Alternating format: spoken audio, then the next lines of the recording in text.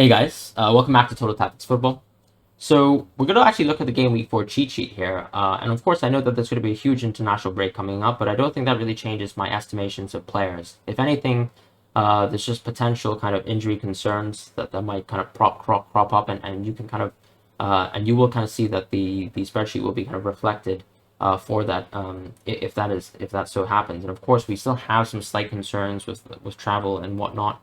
But I think I will assume that most players will be kind of prevented from playing the red list games. I did kind of add Martinez, who explicitly said that he would be going to Argentina. So he is kind of listed as a travel/rotation concern. Apologies, this should be Game Week 4. But with exception to that, I think I'm going to assume that most players are not going to play in red list countries, and I will update this spreadsheet on Twitter as we go. But I will also kind of talk about the goalkeepers last, which is a bit of a change in structure from the previous videos, but I think in terms of goalkeepers, you're probably still not looking to kind of change them within the mid-season. It's more of a afterthought, I think. So right now I'm going to start with the defenders. In terms of the defenders, the only kind of change between the kind of budget defenders is going to be Amartey kind of falling. And I think the reason simply is due to the fact that Vestergaard is probably going to come into the team. The only reason why he was precluded from playing was because he was dealing with some sort of injury issues and fitness issue. And I think with the international break, he'll have plenty of time to kind of displace Amartey as soon as he comes back. But of course, you're still anyways dealing with the City fixture, which means that Amartey is not really worth it whatsoever. Moving on to the 4.4 to the 4.6 defenders.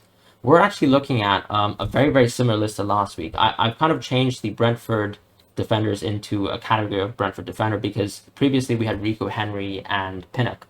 Pinnock, of course, was someone who moved to 4.6, but as we saw this week, Jansen got an assist. And of course, for me, I would just say that watching Brentford play, it's not clear whatsoever which defender is going to provide the assists week on week. We could see, for example, Ayer get assists or Rico Henry in the future. I think Henry is still probably the most interesting option long term, but I think even when you kind of consider at 4.5, you can get their keeper as well.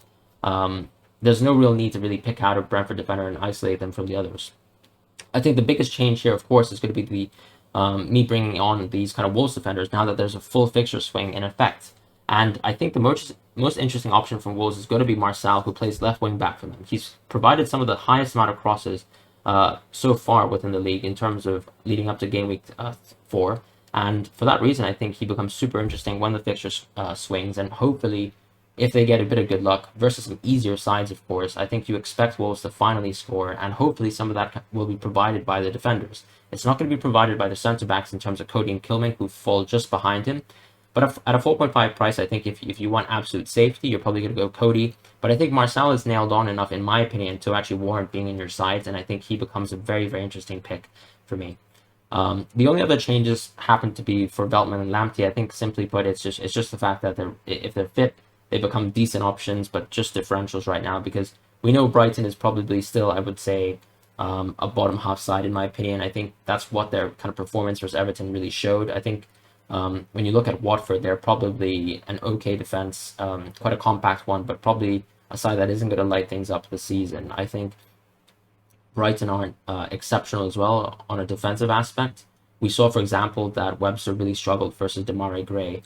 And it'll be clear that, I think it's clear to see that when you actually look at maybe very technical players put against this Brighton side, that they will kind of suffer at times. And that, for me, is the concern with Brighton. But I do think if Lamptey comes back, you have more offensive potential there, so he could be a very interesting pick in the future. With Ayling, I have to say that Leeds in their overall form have tremendously dipped, in my opinion, from the last season. We did know as well that Leeds have much better kind of defensive form at home.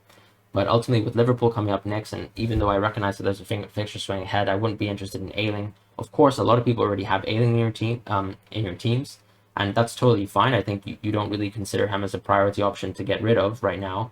But clearly, I think it's to be seen that Leeds don't have the defensive structure in place to have such a fantastic season as they did in the prior year. In terms of the 4.9 to the 5.1 defenders, there's a lot of kind of changes in this category. I think it's the fact that Dunk falls for me due to the fact that you have an option who's much cheaper in Duffy.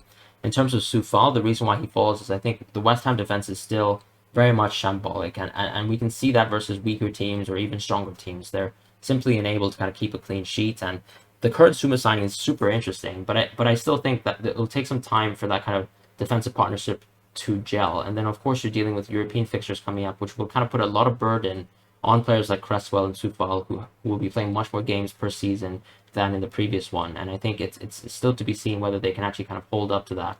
Whereas someone like Reguilon has much more experience kind of dealing with much more fixtures and that kind of congestion. So I think Reguilon still stays clearly as the best kind of 5.1 defender and someone around that range. But I have added Christensen and Matip to the list, and I think if you look at the Liverpool-Chelsea game, you can kind of see the context for this. I mean, Matip is, I think, essential for this Liverpool defense for now. He provides a lot in terms of a physical aspect to kind of contain some of the best strikers in the league.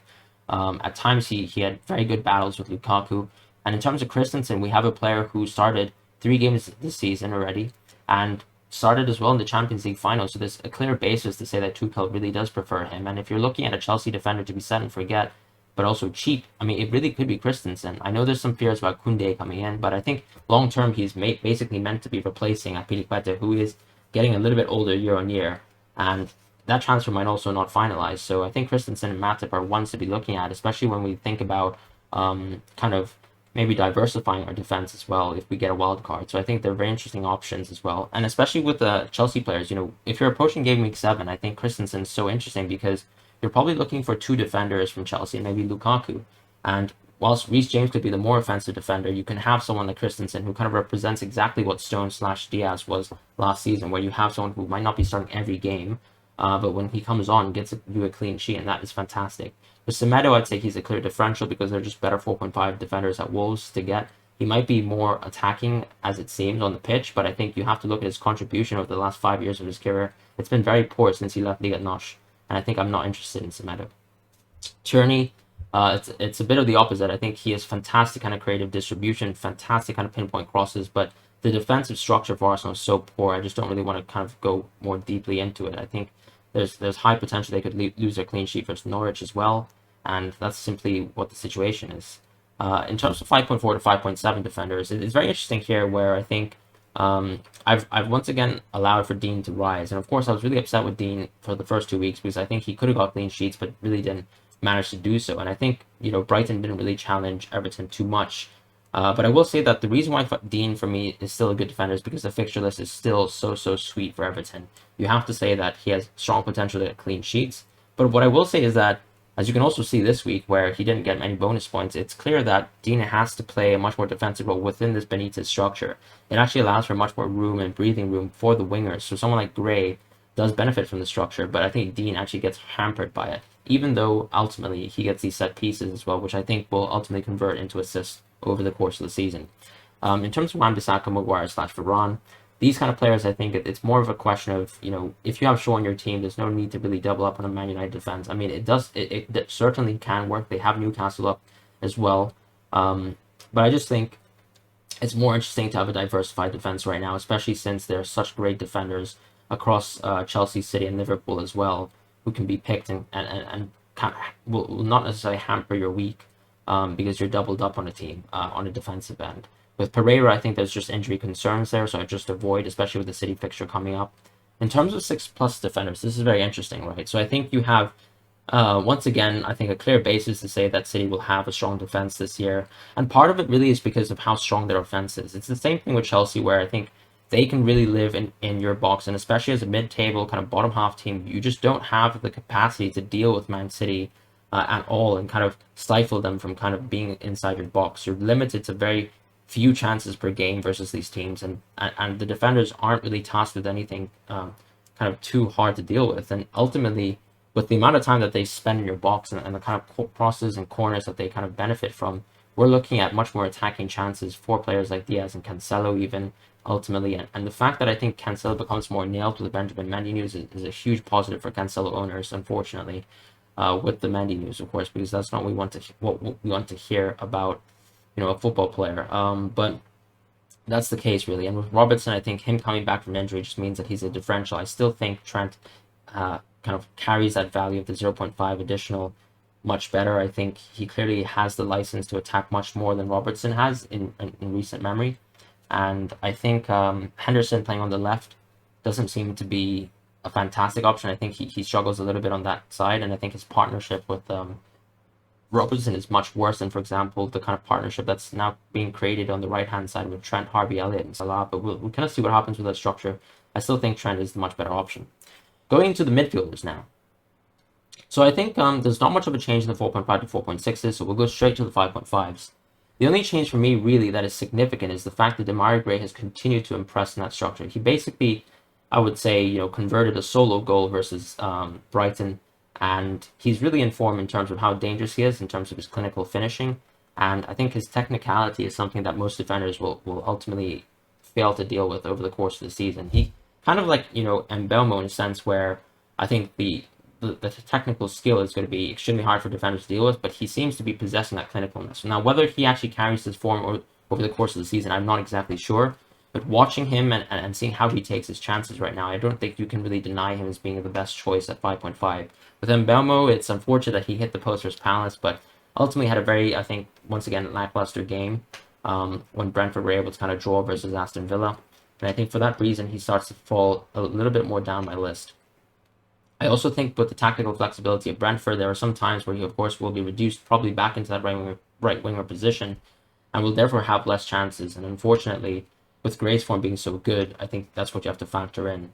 The same kind of happens with Canosh, who, as I mentioned, just plays right wing back and should just be an avoid for now.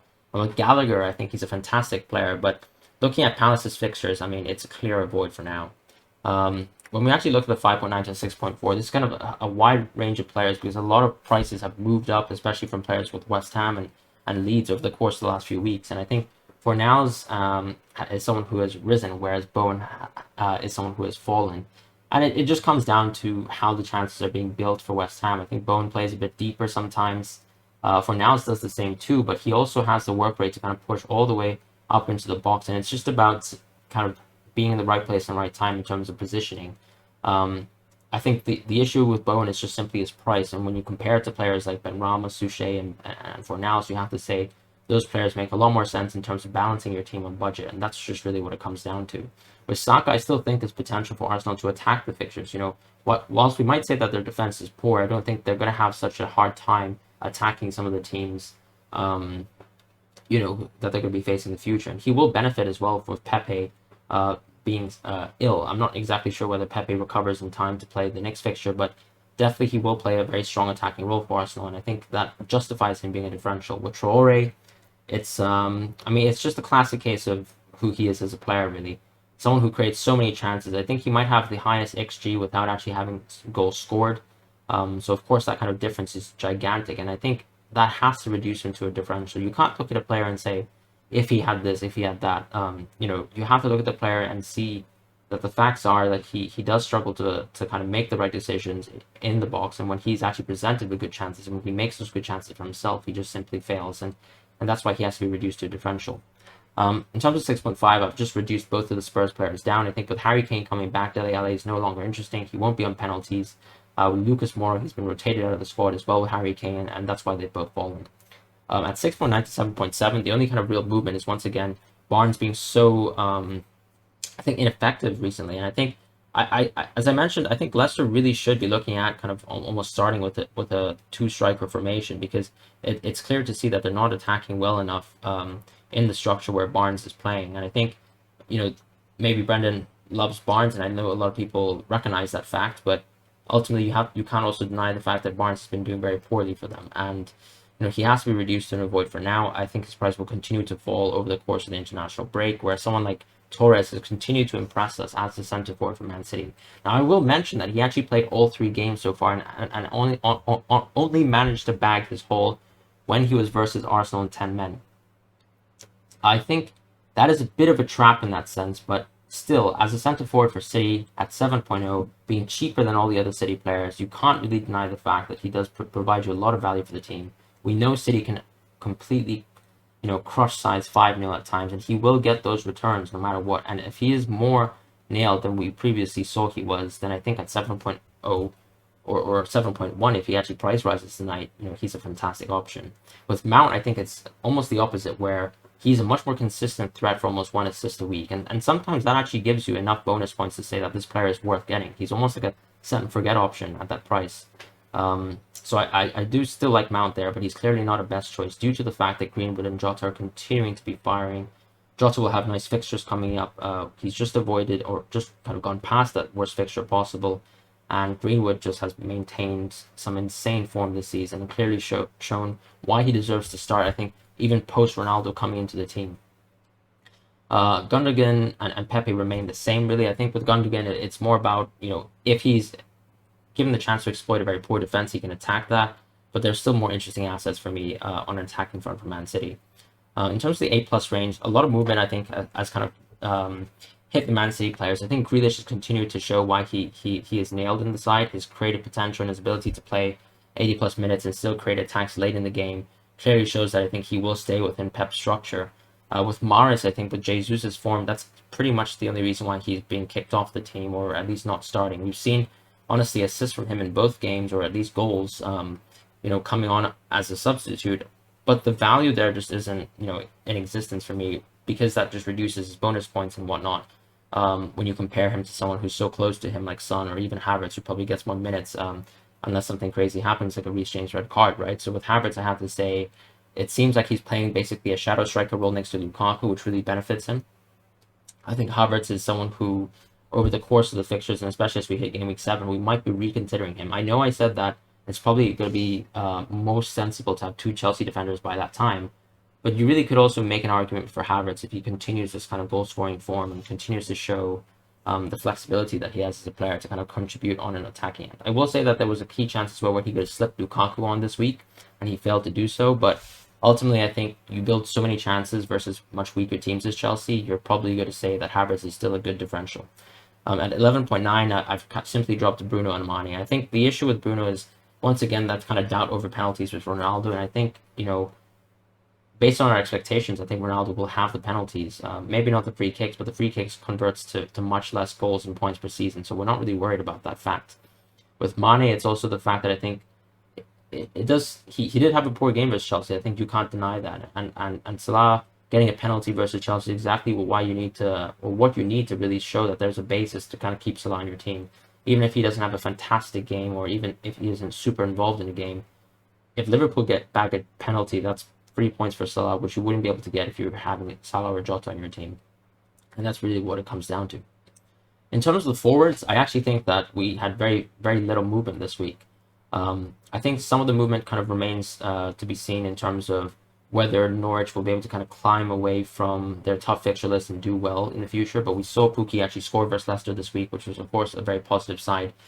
They do get to play versus Arsenal next week, which I think a lot of people are looking at as a team to kind of attack. And fair enough, if you're looking at Pukki, that's why I think he becomes a differential this week.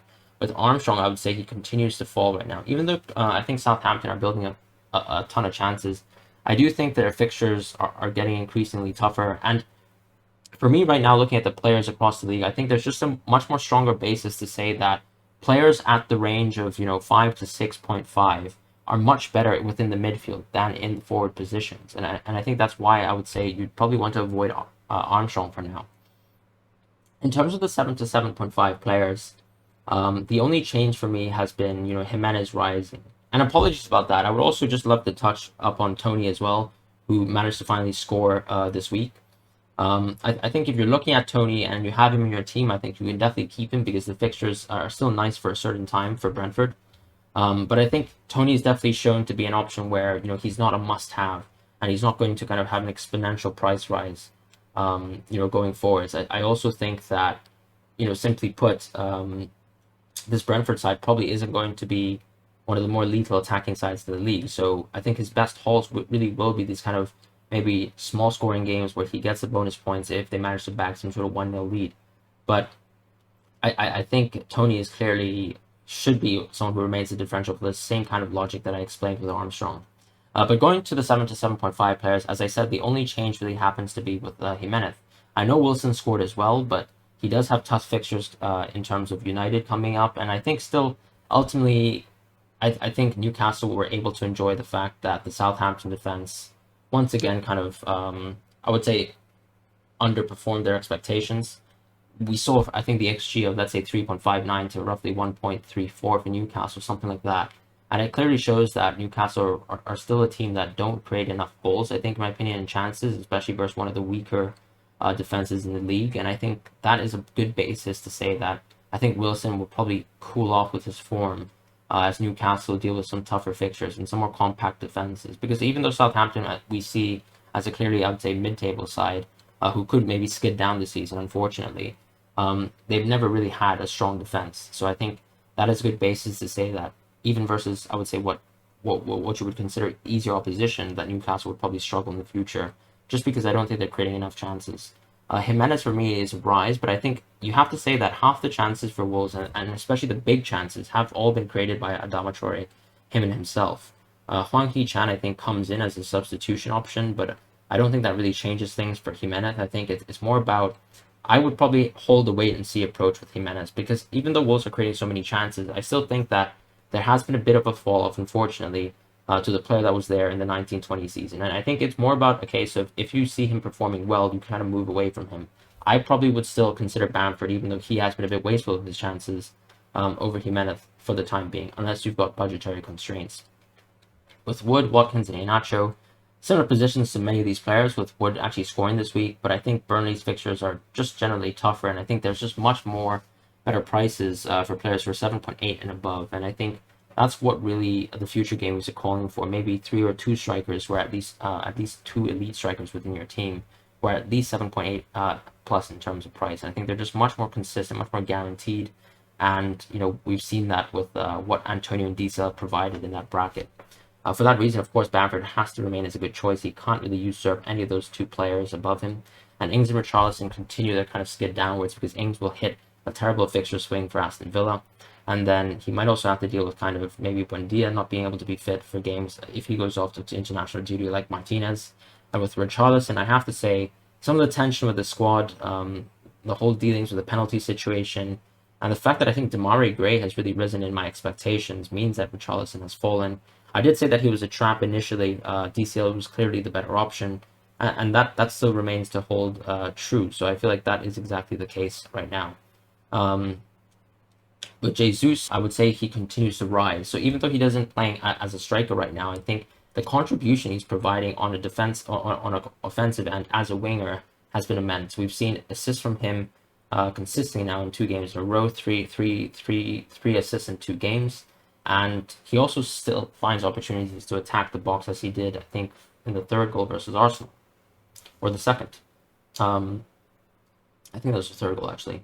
But simply put, I think Jesus has shown this season that he belongs in kind of Pep's rotation, and he might actually continue to start over Mahrez if he keeps up this form. I think if you trust Pep and what he says about kind of continuing to start his better players, Jesus has to be there. The only question, of course, is at 8.5, do you prefer options like DCL? And maybe I think DCL is a safer option, but Jesus for me is a more higher variance option who could actually have fantastic hauls with City. In terms of the kind of premium strikers, I have to say the situation is pretty much exactly the same for all players. I think with Ronaldo, it's once again, maybe you'd like to give him an eye test, but I think having watched Ronaldo through his career, I think he'll have no troubles really, dealing with tough fixtures and basically scoring. I think Ronaldo could clearly be the most fixture-proof striker alongside Lukaku over the course of the season. I think Tottenham aren't creating enough chances for Kane to be a best choice for me. I still think Kane is a little bit overpriced right now, due to the fact that I think this midfield for Tottenham, with the exception to Højbjerg and his creative potential, is very lackluster. And we saw, if you actually look at the amount of chances created for Tottenham in the last few games, you'll be very kind of dismayed. And I think so will Harry with the kind of creation that he's being given. And I think, ultimately having basically a half chance versus Watford in 90 minutes is very poor. And ultimately you'll probably think that that's the template for a season for Kane. I think it's going to be a worse season on a creative level. Maybe the defense improves, but that doesn't help Kane at all. With Ronaldo, I think you have a lot of star power and fighting power for Man United. I think their midfield is clearly lackluster as well, but the creative pieces in and around that team will be immense. The defense, of course, is, I would still say, stronger than Tottenham's. And for that reason, I think Ronaldo sitting in the boxes, Ole Gunnar Solskjaer said he would do, will be a fixture-proof player. And I think I have to consider him at least as a good choice right now. I'm even tempted to say that he's going to be a best choice, whatever price he is. If he's at 13, might not be the case, but 12.5 I think is a fantastic price for Ronaldo. And at 12, I think he's a steal, to be honest. In terms of the goalkeepers, nothing much has really changed in terms of the 4.5. I've just adjusted some of my expectations for some of the 5 to 5.5 players. With Martinez, I think you have to try and avoid him from your team right now. If you have him in your team, try to rotate him out. It seems like he's going to Argentina no matter what.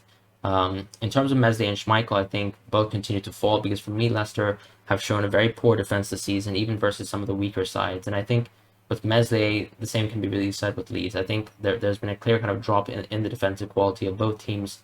Leicester probably being directly hit with injuries. If Pereira is out as well, and especially with their centre-back kind of partnerships being so thin, they're continuing to struggle for the remainder of the season, and I think they won't really benefit from that at all. And I think they're no longer kind of interesting keeper options. I think a player that I haven't mentioned here for now because the fixtures aren't fantastic, but will be very interesting, game week 15 and onwards, is going to be De Gea. I think De Gea will be a very interesting option at 5.0, but we'll talk about that much later this season. Anyways, thank you guys so much for watching this video. If you have any comments on some players, or if you think I've missed out some players, feel free to drop them down the list. I'll definitely be happy to discuss them with you. But that's it for now, guys. Thank you very much for watching this video.